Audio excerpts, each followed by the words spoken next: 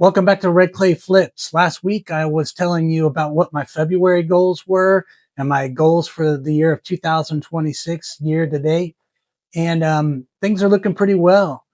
Sales are coming in, the numbers are moving, and my inventory is building. But that's what I want to touch on today. What do you do when your inventory is building up, but your house is staying the same size?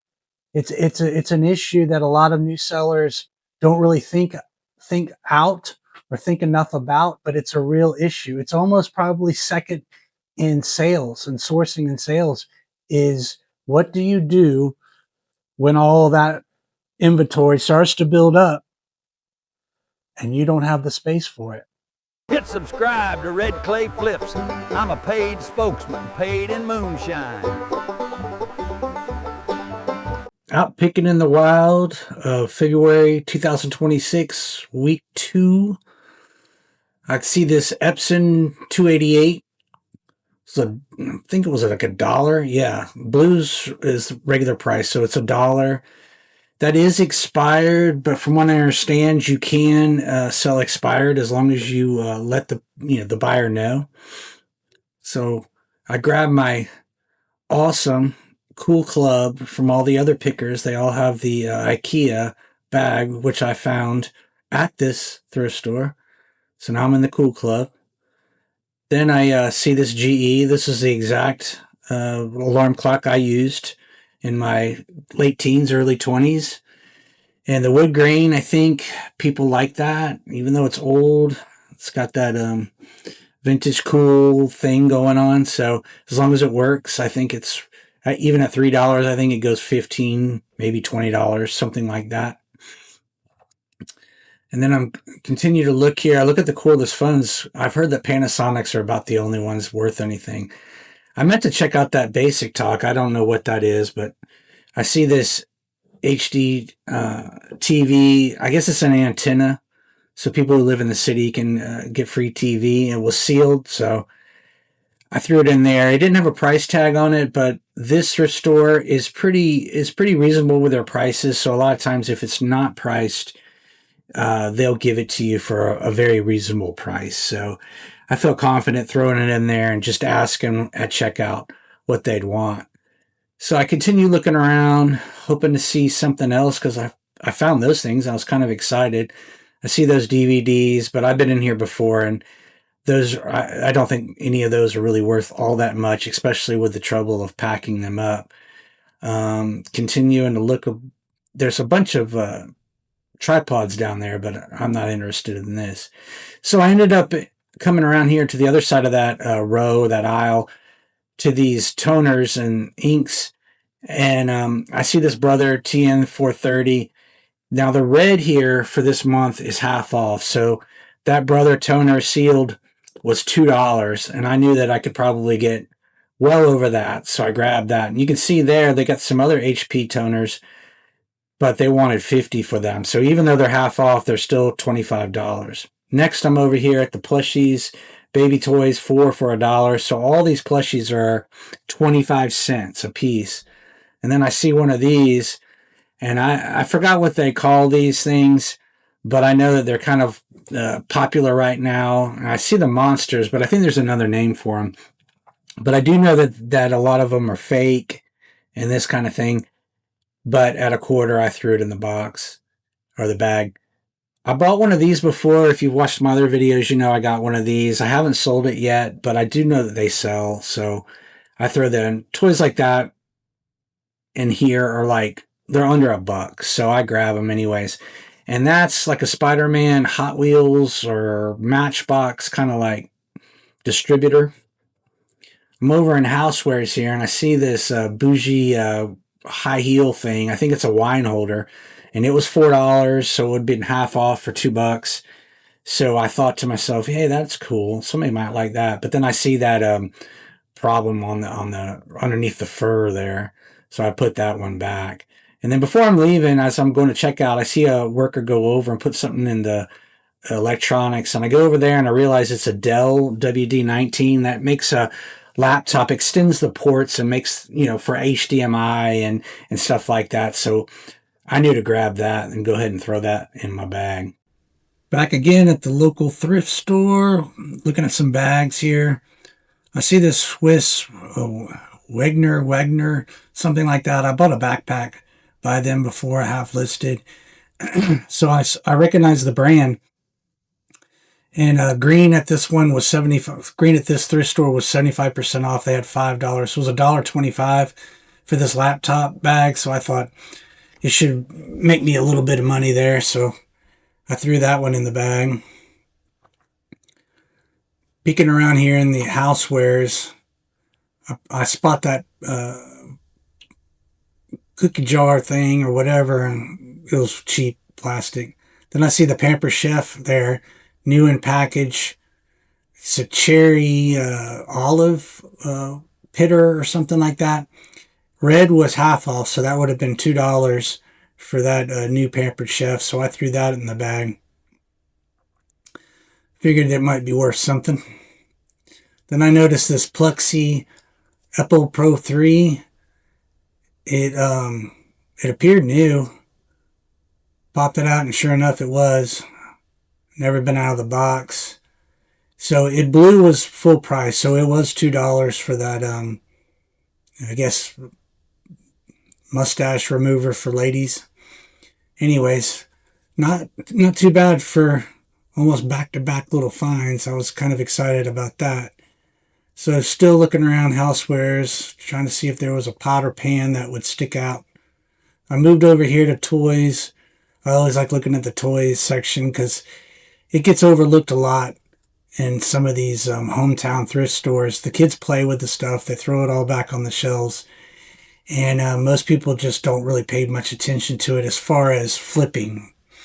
I see this Lion King playset, and I know from watching other flippers that these things can have some value. So when I saw it, it didn't have any figurines or anything with it. But at $1, I thought it's worth a shot. So I went ahead and picked that up. Now I'm in a different one's a little, it's a charity thrift shop near me, but I'm checking out their stuff. I see all these gloves. It looks like somebody must have donated a high school's baseball department or something. I mean, they had all kinds of equipment in there. And baseball glove season's kind of coming up, so I was, taking a look at that. Some of them were priced high, some were priced about what you would expect. That catcher's mitt was $5, and I know that catcher's mitts go for pretty well, so I went ahead and picked that one up. They had some more gloves down here. I mean, there was all kinds of gloves, probably at least 25, 35 gloves. But like I said, if they were newer or anything like that, they had them all the way up to $18, and I was only willing to spend about, $3 to $5 for a glove. So when I saw those higher prices, I just threw the gloves back down. That one was $3. I don't know why I didn't pick that one up.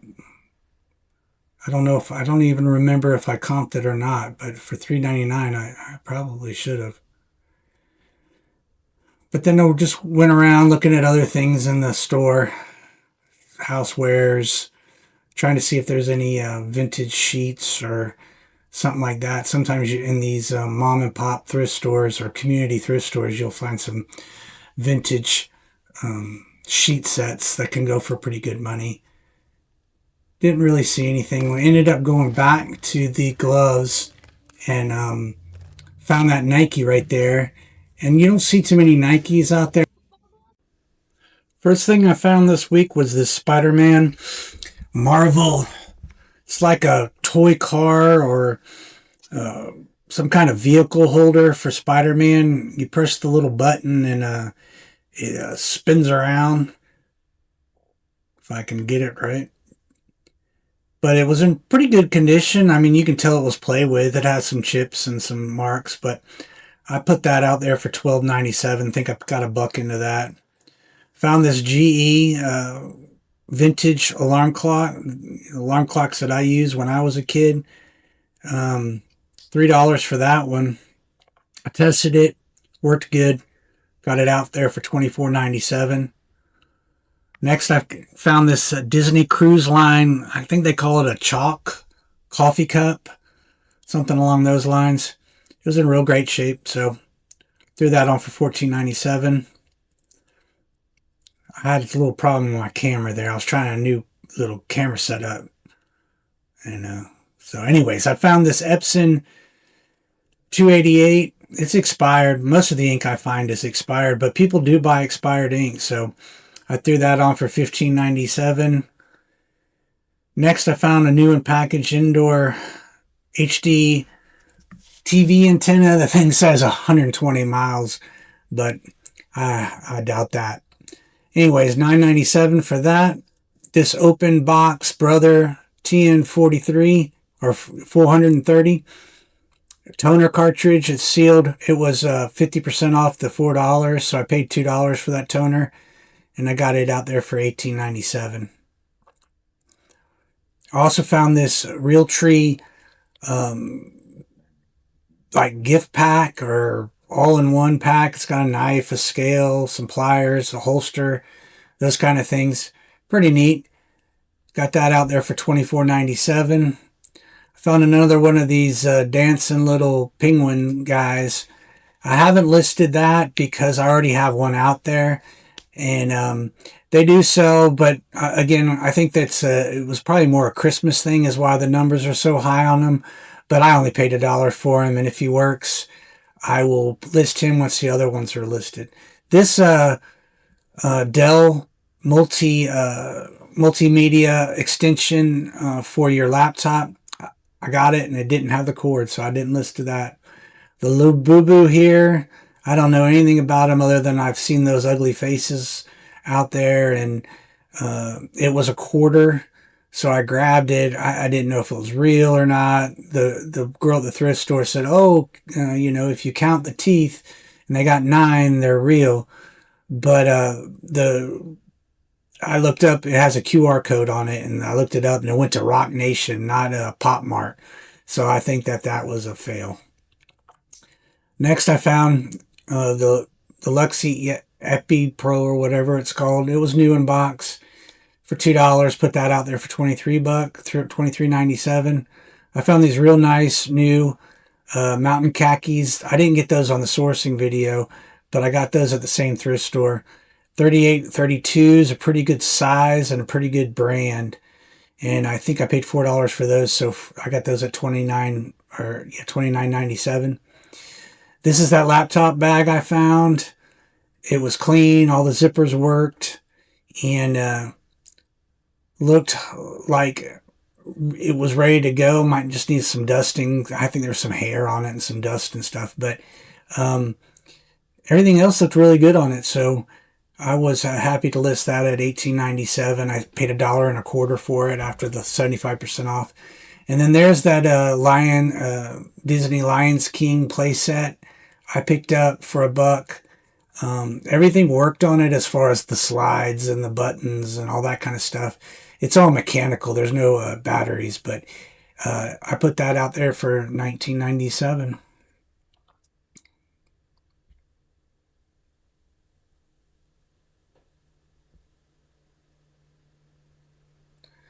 Next, I got these Brother, some more expired ink, but hey, I paid probably $1 for it. Got it at $9.97 out there. Another one that's expired, but paid $1 for. All of them are new and sealed, just old. Now these two are for a typewriter. They're the correcting paper for them. They're new and sealed as well. I don't think that these expire, but I'm not sure. So I got those at $12.97. I found these Cobalt utility knife blades, 200 count. I think I paid $4 for them. This actual model number is not being sold anymore, and I don't know if that affects like the metal or whatever. So I put them at kind of high at $24.97, but we'll see. This Milledgeville Monopoly, I got that for $44.97. It's very specific, but there's only one out there on eBay. The Sea-Doo flat iron, tested it works. This brand sells for quite a bit, so I got that at $34.97. I think I paid $4 for it. The Conair Instant Set instant hair set curlers. What I got, $24.97 on those. They do come with the clips. The Rolodex had the cards. It was a big one. There's some people who pick these up. They collect these days. I guess put their passwords or something on. But that was in really good shape. Had all the letters. So I picked it up. I paid $4 for it. Got it out there for $28.97. And then these gloves. I got that one for $5, I believe. And it's a catcher's glove, so I grabbed it. But you see that? It's broken. I didn't notice that when I was in the store. And I think it could have sold for about $40. And then the Nike, grabbed that one. I think it was $4. And again, I grabbed it because you just don't see them. It was a Force Edge 12.5. And can't sell that one either because of that. So both of those, I think 5 and 4. So $9 that I've just wasted. Unless you guys know of a way to fix those up. All right. So what I was able to source this week and what I listed them for. Now let's look over at what sold this week. So first off, I got the lot of 10 thank you stickers. I told you in previous videos, I did that to generate sales and to generate feedback. So I lose money, actually. I sold 3 of those and I lost 76 cents. But I did that with the intention of trying to build up some feedback quicker and just to get some sales and show eBay that I'm here. Next, I got the the Walt Disney World Rainbow All Over print backpack. It was in good shape. I paid $6 for this, and my net sales on that was $8.71. So after everything was said, I made $2.71. Not a great flip right there. Next is the Willie Nelson t-shirt. I paid 50 cents for that. My net sales from eBay was $6.43, so just under $6 for that shirt, so not too bad on that. Got the Healthy Glow tan. If you don't want to sit out in the sun or put a spray tan on, you just supposedly take these pills and you'll be radiant, have a radiant glow. Anyways, I sold those for, my net sales on that was $14.73. I paid $2 for those, so $12.73. Not too bad. Easy to ship, something like that. The Rubik's Pulse 3x3 light up game. That's the game that the battery was going dead, I guess, from just being on the shelf too long. It was new in package. So I sold that and I got my net is $9.52 on that. I think I paid $1. Yeah, $1. So that was $8.52 profit in my pocket. The Kingston Orbital Mouse, model 64226. I picked that up for, $2. My net profit after eBay's fees and everything was $14.11, so I made $12.11 on that one. The vintage Callaway Big Bertha driver wood head covers, I paid $2 for those. My net profit's $9.32, so I made $7.32 on those. The Disney Guard Defend the Pride Lands toy, I paid $1 for that. My net profit after eBay fees was $14.64, so I made $13.64 on that. And to wrap up this week's sales was the Plexi Apple Pro 3 for the girls, guys, whoever want to do their mustaches or whatever. It was new in box. I got that. I paid $2 for that one, and I sold it for, or the net profits was $17.79. So after my cost into it, my profit is $15.79. So not too bad on those. So let's look at our weekly sales, our net for this week, and our net so far for the month. So this week, our net sales were $95.34. We had a total sales of $206.56. So not as good as last week, but we're trugging along. Next, we got the monthly. This is the end of the second week of February. And so our net total for this month is $335.21, with a total sales of $684.92. Now this month I have a total of $110.55 I've put into sourcing so far. And the weekly total for the 9th through the 15th, I have $46. So I didn't really put a lot into, really haven't put a lot in the whole month so far because I've got a total of $300 that I need to spend or need to, but I can spend. And so I'm only up to 110. So that leaves me about what $190 for the next 2 weeks. So now let's go to the board, put these numbers in, and see where we're at. So let's recap. We got some yearly goals for 2026. I'm trying to get up to 1,200 listings. I want to sell about 525 to 575 items. I want my gross sales to be between 14 and 16K. I want the average sale price to be about $25 to $28. I'm failing on that big time. And then the net I want to get is to 6 to 7K bring home for the year. The monthly goal I got is 100 listings. I got a cap of what I can source with for $300. I don't want to spend more than $60 on any one item. I'm looking for 22 to 28 sales for the month. I want to gross between 550 and 750 and net about between 350 and 480. So these are last week's numbers here. And again, I didn't get up to the numbers I wanted as far as listing. Both weeks here, I haven't reached my my listings projected number for 25. So I need to really catch up on these last 2 weeks. I had $206 in gross sales and 56 cents, I think. And my net was 95.34.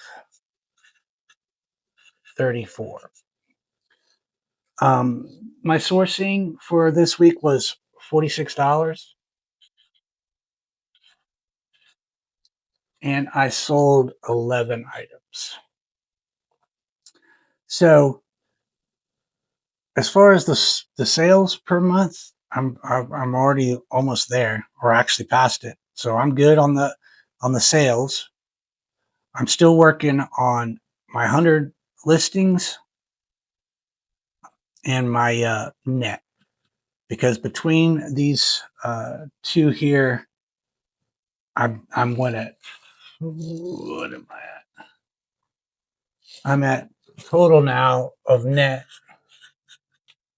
is 335.21. Now this number doesn't take into sourcing, but you have to remember from the first month to now, I'm just reusing the same. I put $350 in my first month of starting this store, and I've only used $110 this month. So I'm recycling that 350 over and over again. That's why I have this cap at 300, because I'm leaving $50 for in case that unicorn shows up. I do have a little wiggle room, but the idea is that I don't ever spend over 300 a month, and then see how we can build the inventory of the store and our income. So that's where we're at. Now let's go back to talking about storage. When I made this channel about a month and a half ago, I had some real lofty ideas of selling a bunch of stuff and making a bunch of money and all those kind of things. But reality is starting to set in. I've had some sales, and I'm encouraged by what I'm seeing, and I think I can create a successful store. But one challenge I think I'm going to run up against more than anything, it's not the money for the sourcing. I think I got that kind of figured out with my goals, and sales seem to be okay. But the problem is what to do with all this product. I mean, that's something that you can't just easily fix. And I'm already running up against it, and I don't even have a very large store. I don't know how a lot of people can run these stores out of their houses with, they got 1,500 items and they're running them out of their house. I don't see it. I mean, I know they do it. They find ways. And I guess they use every bedroom in their house, but I don't have that option. And let me just kind of show you where I'm at this point. So if you guys haven't seen my first video where I kind of show you my setup and everything, please go back and watch that. It'll give you an idea of kind of where I started from. But this is where I'm at now. This is the stuff you saw earlier. I sourced. I haven't even put it away because that's a little bit of what I'm facing now. When I did my first video, all this was open. All these totes were open, and they were ready to go. They were a clean slate. But now they're pretty much slap full. I've got my packing supplies and everything over here, and I've got some others out in my garage. But facing this, and where do I put this? I mean, if I don't come up with some good options here in this little tight space that I have, this is kind of where I was going to do some photos over there, but that became more of a shipping area over there, and this is where I'm doing my photos more now. And then my garment area is there, but I have to rethink this whole situation and get a little bit more calculated with how I'm going to have storage. All right. So, how have you handled your storage issues, or have you even thought about it? Are you a new store like mine and don't have a lot of inventory, or building your inventory and haven't really given it much thought? You got it stuff under your bed or in your closet or something like that. Um, I mean, that's fine and dandy if you got small things like jewelry or trading cards or little figurines. But if you're a store like mine that kind of handles a little bit of everything, then storage quickly becomes a problem. I only have 99 items in my store, and if you saw the goals earlier, I'm looking at trying to get to 1,200 by the end of the year. And where is all that stuff going to go? That's something that I really didn't think about as much as I probably should have. I think a lot of new sellers who are trying to create, a new store that can eventually become a full-time thing for them, they don't think about that. They just think, oh, I just need some sales and find some products and stuff like that. But it quickly becomes an issue, and as you saw just a few minutes ago, and I'd like to know any ideas you guys have or how you've addressed it. I mean, we all know that you could probably go get a storage unit, but those cost money. And when you have a new store and you don't have a lot of net profits yet, to spend $50, $100 on a storage unit that doesn't make any sense. You're going to end up out of your pocket or just working to break even. You're paying eBay, the storage unit, and the shipping company. Paying all them, but you're not making anything. So it's addressing the storage issue is a primary focus if you're going to grow your store. So how have you guys addressed it? And give me any thoughts and put down in the comments. I'll take any suggestions you have or creative ways that you've come up with dealing with this.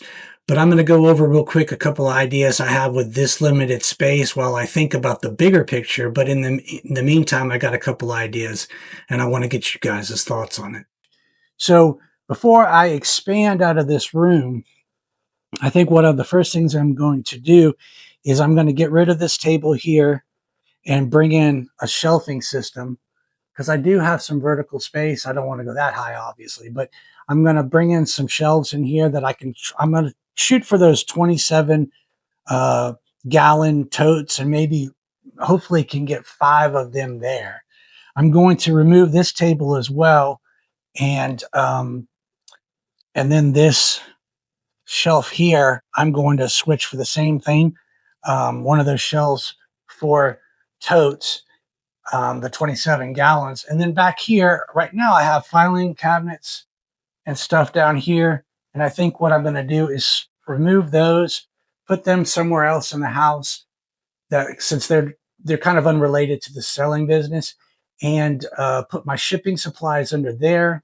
I'm going to move this photo out area for garments, and I'm going to put that over here on this side of the smalls area, and then have garments and stuff here. But I could quickly see if this store grows any, how I will even run out of this space. So as you see, if I can't address this storage problem, then I'm going to have a serious growth problem. And so what do I do?